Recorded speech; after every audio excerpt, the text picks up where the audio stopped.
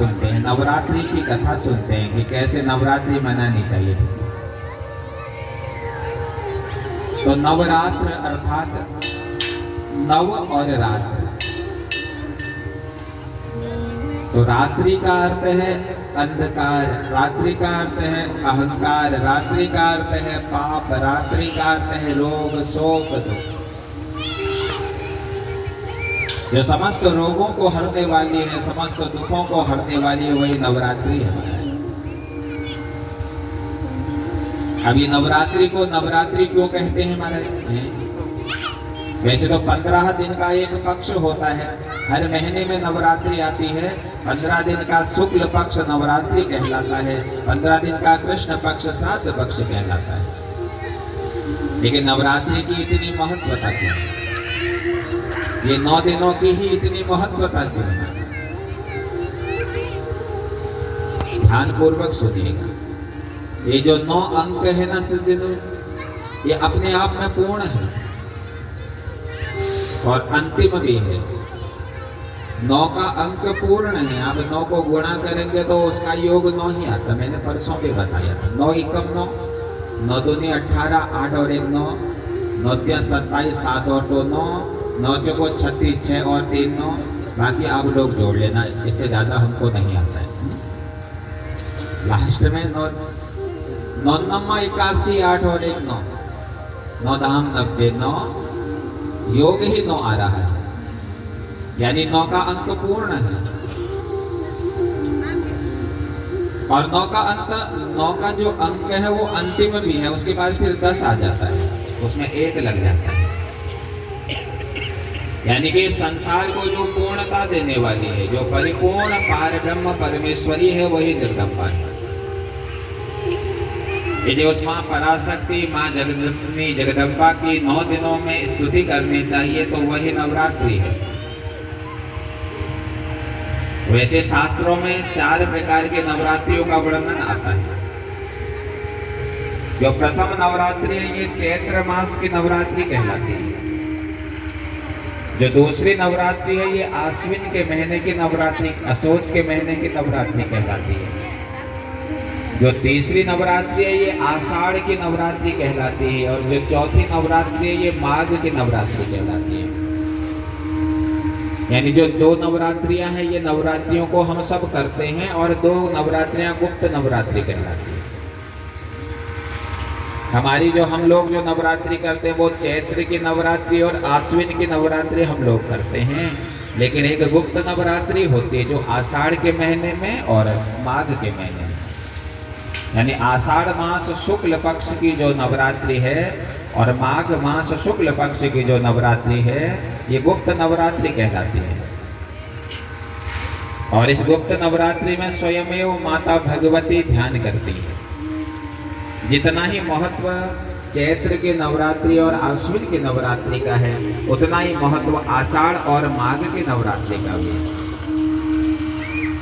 ये नवरात्र पूजन प्रकृति पूजन है महाराज। प्रकृति का पूजन करना ही नवरात्र पूजन है। और जो माँ का जो प्रथम रूप है, वह है शैलपुत्री। ध्यान दीजिएगा सब लोग। प्रथमम शैलपुत्री चौ, जो प्रथम दिवस है, ये शैलपुत्री का दिन है। और शैलपुत्री प्रकृति है महाराज। पर्वत राज की कन्या पार्वती ये शैलपुत्री कहलाती है। तो शैलपुत्री का अर्थ है प्रकृति की रक्षा करो। ये प्रथम दिवस की नवरात्रि हमें प्रकृति रक्षा करना सिखाती है। अगर हम प्रकृति की रक्षा करेंगे तो जीवन में कभी कठिनाइयां नहीं आएंगी। आज हम जल के बिना परेशान रहते हैं। इसका कारण है कि हम सब ने सारे वृक्ष काट दिए। अभी कुछ समय पहले एक महामारी हमारे इस संसार में आई थी, जिसे कोरोना महामारी बोला गया था। तो सर्वाधिक मौतें ऑक्सीजन की कमी से हुई थी। तो कारण क्या था महाराज? हमने सारे पेड़ काट दिए। अब जब पेड़ ही नहीं रहेंगे तो ऑक्सीजन कहाँ से मिलेगी ना? आज हम देखते हैं कि सारे पेड़ हम लोग काट देते हैं। जब तक तुम प्रकृति नहीं बचाओगे तब तक तुम सुरक्षित नहीं रहोगे। हो सके तो संकल्प लो, पेड़ काटो नहीं, अभी तो पेड़ों को लगाओ। प्रत्येक को 4 पेड़, 2 पेड़, 1 पेड़ जरूर लगाना चाहिए। जब हम प्रकृति की रक्षा करेंगे, प्रकृति को अग्रसित करेंगे, तो तब हम सुरक्षित रह सकते हैं। तो माता का जो प्रथम दिवस जो शैलपुत्री है, ये प्रकृति की रक्षा करना सिखाता है। ये प्रकृति की रक्षा करो करे, इन पेड़ पौधों को बचाओ, पेड़ों को लगाओ।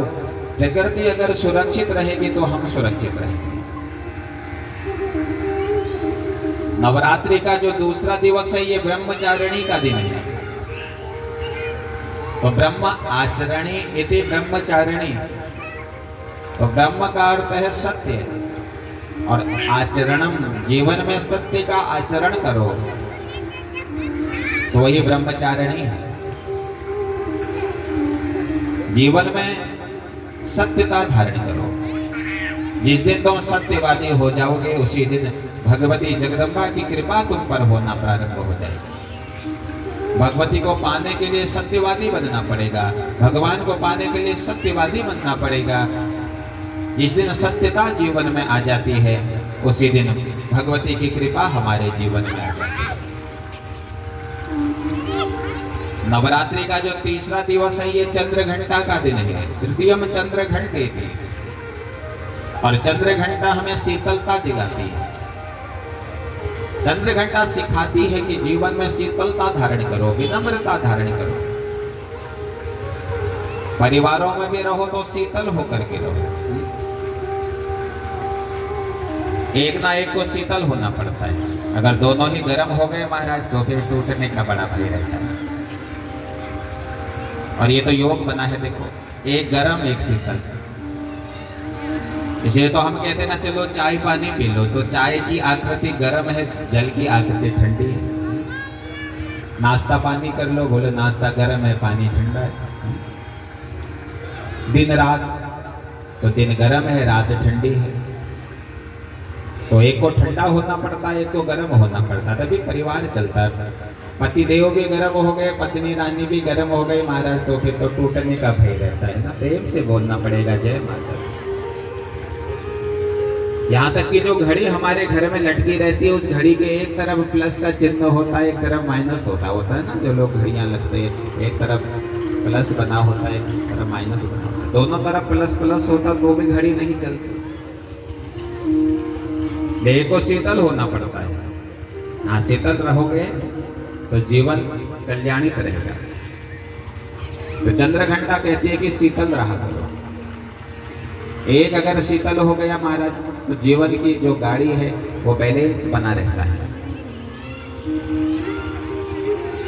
तो चंद्र घंटा हमको शीतलता होना दे जाती है कि हमें शीतल होना चाहिए। चंद्र घंटा का प्रतीक है। उसके बाद है कूसमांडा। कूसमांडे चतुर्थकम, ये चौथा दिन जो है ये कूसमांडा का दिन है। और कूसमांडा विवेक का प्रतीक है। हमारा विवेक जागृत होना चाहिए। और विवेक जागृत कहाँ होगा? विवेक जागृत तो केवल भगवान की कथा में होगा महाराज। बिन सत्संग विवेक न होए। जब हम भगवान की कथा सुनते हैं तो तब हम विवेकशील होते हैं, तब हमारा विवेक जागता है। अनवरत भगवान की कथा सुनो। कूसमांडा का प्रतीक है कि विवेकशील बनो। जब हम विवेकशील बनते हैं तो तब हमारा जीवन सार्थक रहता है। उसके बाद जो पंचम दिवस माँ का, वो स्कंद माता। तो स्कंद माता हमारा शरीर है। हमारा ये स्कंद रूपी शरीर को माता के हाथों में समर्पित कर दो, वही स्कंद माता है। जिस प्रकार मान लो एक पेड़ होता है, उस पेड़ में कई टहनियां होती हैं, कई पत्ते होते हैं। ठीक उसी प्रकार से यह वृक्ष रूपी शरीर में हाथ रूपी टहनियां हैं। इस वृक्ष रूपी शरीर में टहनी रूपी पैर हैं, टहनी रूपी हाथ है, टहनी रूपी मुख है हमारा। इस शरीर को भगवती के हाथों में सौंप दो। अब सौंप दिया इस जीवन का हर बार तुम्हारे हाथों में। इस शरीर की महत्वता कब है महाराज? बोले शरीर की महत्वता तब है जब इस शरीर से भगवान का काम किया जाए, इन हाथों से सेवा की जाए, इस मुख से भगवान की कथा सुनी जाए, इस मुख से भगवान का गुणगान किया जाए, इन कानों से भगवान की कथा सुनी जाए, इन आंखों से भगवान के दर्शन किए जाए, तो तभी शरीर की महत्वता है महाराज। ये हाथ तब सार्थक है जब इन हाथों से हम सेवा करें। हाथ दिए सेवा करने को है, इन हाथों से सेवा करो महाराज। बरस रही माँ की कृपा पर, तो माँ कृपा करती है।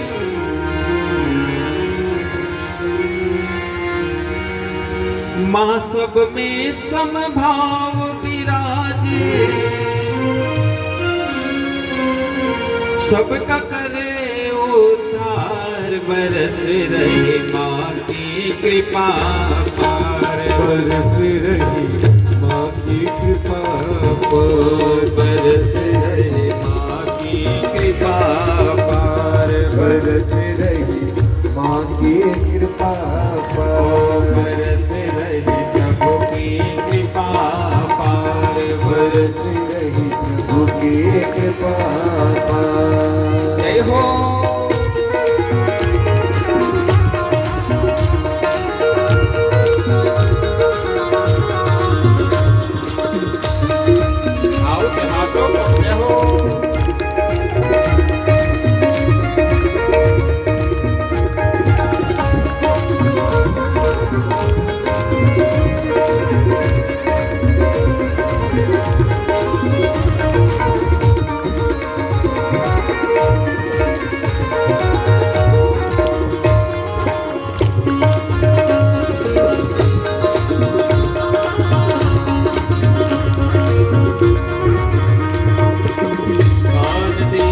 सत्संग सुनने को, कान दिए सत्संग सुनने को, कान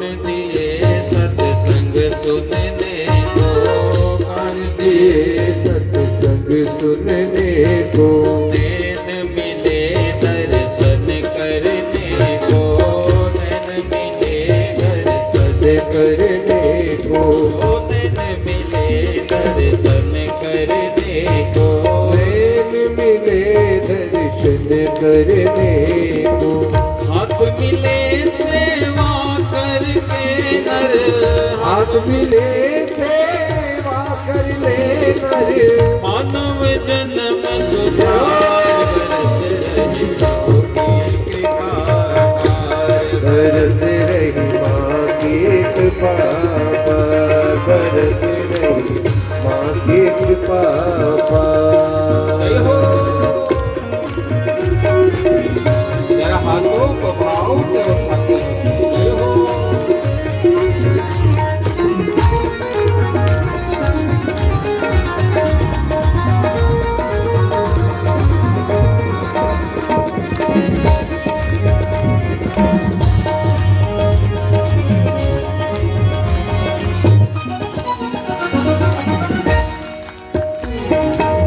जीव मिली हरि नाम जपत को, जीव मिली हरि नाम जपत को, बुद्धि मिली है श्रवण मनन को, बुद्धि मिली है श्रवण मनन को, बुद्धि मिली है श्रवण मनन को, बुद्धि मिली है श्रवण मनन को।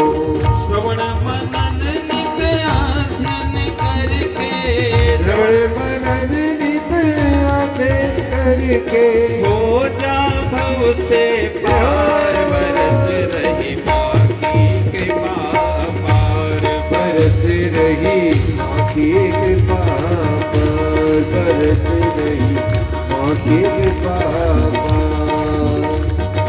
जय हो।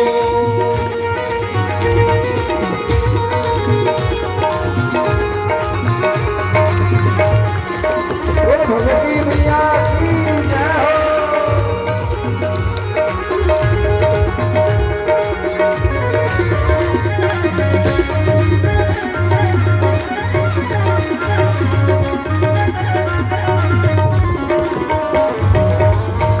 और क्या है, ये शरीर बड़ा दुर्लभ है हमारा।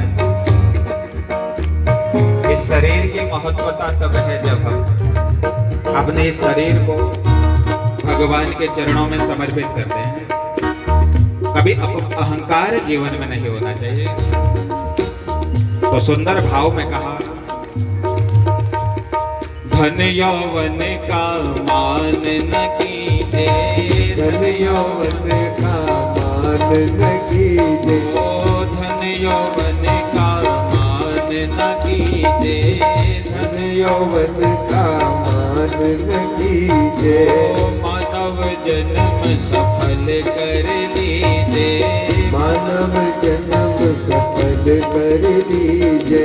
ओ राम नाम का सुमिरन करके, राम नाम का सुमिरन करके, अम्बे नाम का सुमिरन करके, माँ के नाम का सुमिरन करके, हर में हरि निहार बरस माँ की कृपा पार बरस रही, माँ की कृपा पार बरस रही, माँ की कृपा पार बरस रही, माँ की कृपा पार बरस रही, माँ की कृपा पार बरस रही, माँ की कृपा अपार।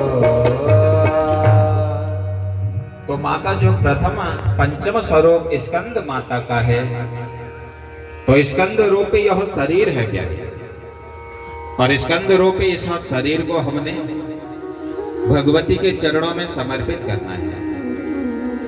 हाथों से सेवा करनी है, मुख से भगवान का गुणगान करना है, कानों से भगवान की कथा सुननी है, आंखों से मां के दर्शन करने हैं। और जब हम इन आंखों से मां के दर्शन करें, इन कानों से मां की कथा सुने, इन हाथों से मां की सेवा करें प्यारे, तो तभी हमारा जीवन सार्थक है। तो जो पंचम स्वरूप है यह है स्कंद माता। मां का जो षष्ठ स्वरूप है वो है कात्यायनी, और कात्यायनी प्रेम करना सिखाती है। इसलिए प्यारे, संसार में आए हो तो द्वेष करना छोड़ो, अभी तो प्रेम करना प्रारंभ करो। जब हम प्रेम करते हैं तो उस प्रेम की प्रदत्त कृपा से हमारा कल्याण होता है। 4 दिन का ये जीवन है प्यारे। हाँ, तो 4 दिन के जीवन को राग द्वेष से ग्रसित मत करो। इन 4 दिन के जीवन में खूब भगवान का भजन करो, सबसे प्रेम करो महाराज। हाँ, तो माँ का जो कात्यायनी स्वरूप है बंधुओं, ये प्रेम करना सिखाता है। माँ का जो सप्तम स्वरूप है ये है काल रात्रि। तो ये काल रात्रि सप्तम स्वरूप है माँ का। तो काल का अर्थ है समय महाराज, और रात्रि का अर्थ है अज्ञान। तो आज हम क्या करते हैं, हम अज्ञानवश अपने इस शरीर को माँ की सेवा करने के बजाय सांसारिक सेवाओं में लगाते हैं। तो यह समय तब हमारा सुधर सकता है जब हम अपने समय को कुछ अंश निकाल करके भगवान को समर्पित करें। काल रात्रि है समय, काल रात्रि ही जीवन है। तो काल रूपी समय से हमारी तब रक्षा होगी जब हम अपने समय को भगवती के चरणों में समर्पित करें। ये है सप्तम काल रात्रि। और माता का जो अष्टम स्वरूप है वह है महागौरी। तो महागौरी गौरव का प्रतीक है। हमें गौरव होना चाहिए कि हम इस उत्तराखंड में हमारा जन्म हुआ है। हमें गौरव होना चाहिए कि हम मनुष्य हैं। मानुष्यता तब श्रेष्ठ है जब हम इस शरीर से भगवती का चिंतन करें, भगवती का भजन करें महाराज। और नवम स्वरूप है सिद्धिदात्री, जो समस्त सिद्धियों को प्रदान करने वाली है। और ये तो माँ के अलग अलग स्वरूप है। तो नवरात्र व्रत कैसे करें महाराज, इसका नियम बताया। तो पहले तो कहा कि 9 दिन पूर्ण व्रत किए जाएं, 9 दिन पूर्ण व्रत किए जाएं और 10वें दिन फिर कन्या आदि का पूजन किया जाए, ये शास्त्र कहते हैं। लेकिन आजकल नवरात्रि में 9वें दिवस में ही कन्या पूजन कर देते हैं। तो जैसी परंपरा चली आई है उसी को धारण करना चाहिए। लेकिन जहां व्रत की बारी आती है, लोग कहते हैं महाराज पहला कर लेंगे, आखिरी कर लेंगे, बस हो गया है। तो ऐसा नहीं करना है। पहले तो अगर शरीर में सामर्थ्य है तो 9 व्रत करो महाराज, 9 दिन तक भगवान भगवती के व्रत करो। और अब इतना सामर्थ्य नहीं है तो कम से कम पहला, 7वां, 8वां और 9वां, ये 4 व्रत करने चाहिए। पहले 9 व्रत किए जाएं, और 9 व्रत न कर सको तो पहली नवरात्रि, 7वीं नवरात्रि, 8वीं नवरात्रि और 9वीं नवरात्रि, ये व्रत करो। और अगर इतना भी नहीं कर सकते हो तो फिर जिसको जिसकी आवश्यकता है उसको वो व्रत करना चाहिए। तो आइए बताते हैं। तो नवरात्रि का जो प्रथम दिवस है, अगर संतान नहीं है, संतान सुखों से अगर आप वंचित हैं, तो प्रथम व्रत नवरात्रि का संतान देने वाली मां शैलपुत्री है। अगर संतान नहीं है तो पहला व्रत करो महाराज। और जो विद्यार्थी हैं इन्होंने दूसरी नवरात्रि का व्रत करना चाहिए। शरीर में अगर अत्यंत कष्ट है तो तीसरी नवरात्रि करो। व्यापार अगर अच्छा नहीं चल रहा हो तो चौथी नवरात्रि करो। संतानों की आरोग्यता के लिए 5वीं नवरात्रि बनाई गई है। कन्याओं का अगर विवाह न हो रहा हो तो 6ठी नवरात्रि का व्रत कन्याओं ने करना चाहिए, क्योंकि 6ठी नवरात्रि कात्यायनी मैया है, हमारे ब्रज की रानी है। कात्यायनी महामाये महायोगिन्यधीश्वरी नंद गोप सुते देवी पतिम में कुरुते नमः। जिन कन्याओं का विवाह न हो रहा हो इस मंत्र का भी जप करते हुए कात्यायनी का पूजन कर सकते हैं। तो अगर कन्याओं का विवाह न हो रहा हो, अच्छा वर न मिल रहा हो, तो 6ठी नवरात्रि का व्रत करो, ये कात्यायनी का व्रत। चारों तरफ से अगर रोगों ने घेर लिया हो, कष्टों ने घेर लिया हो, तो 7म नवरात्रि, ये काल रात्रि है, जो कालों का हरण करने वाली है। और अष्टमी जो 8वीं जो नवरात्रि है, इसका व्रत करने से मनोरथ की सिद्धि होती है, इसलिए अष्टम मनोरथ सिद्धस्य महागौरी है। और सर्वेश्वरीय को प्रदान करने वाली जो भगवती है वो 9वीं सिद्धिदात्री है। नियम यह होना चाहिए शास्त्रोक्त नियमानुसार कि 9 दिन पूरे व्रत किए जाएं और 10वें दिन फिर कन्या पूजन आदि किया जाए, क्योंकि हम 9 दिन के व्रत कहाँ कर पाते हैं अगर देखा जाए तो। 9वें दिन तो हम व्रत का पारायण कर देते हैं ना। और जबकि कहा गया है नवरात्रि 9 दिन का व्रत हो और 10वें दिन उसका पारायण हो, 10वें दिन कन्या पूजन हो। अब देखो ये 9 दिनों में माँ को किसका भोग लगाना चाहिए ये भी देवी भागवत बताता है, क्योंकि जो माँ के स्वरूप हैं अलग अलग स्वरूप है माँ के, और अलग अलग स्वरूपों को अलग अलग चीज प्रिय है। जैसे हमारी माताएं सामने बैठी है, किसी को हलवा अच्छा लगता होगा, किसी को पूरी अच्छी लगती होगी, किसी को खीर अच्छी लगती होगी ना। जरूरी थोड़ी ना है कि सबको हलवा अच्छा लगता होगा। प्रेम से बोलना पड़ेगा जय माता दी, जरा जोर से बोलना पड़ेगा। तो 9 दिनों में क्या भोग लगाए महाराज? जो प्रथम दिवस है वह है शैलपुत्री का दिन। तो पहले दिन जब आप सुबह पूजा करो तो 1 गिलास में दूध भर के माँ के आगे उसका भोग लगा दो। और पूरे दिन वह दूध माँ के आगे रहने दो, और जब शाम को आप आरती करो तो फिर वह दूध आप अपने पूरे परिवार में बांट लो। तो प्रथम दिवस दूध का भोग माँ को लगाना चाहिए। अब माँ का जो दूसरा दिन है, द्वितीय दिवस, माँ को चीनी का भोग लगाना चाहिए। एक कटोरे में चीनी निकाल करके माँ के आगे रख दी जाए, और शाम को पूजा के पश्चात फिर वो चीनी सबको बांट दी जाए। लिख लेना सब लोग। अगर तीसरे दिन जो है माँ को दही का भोग लगाना चाहिए। चौथे दिन माँ को मालपुए का भोग लगाना चाहिए।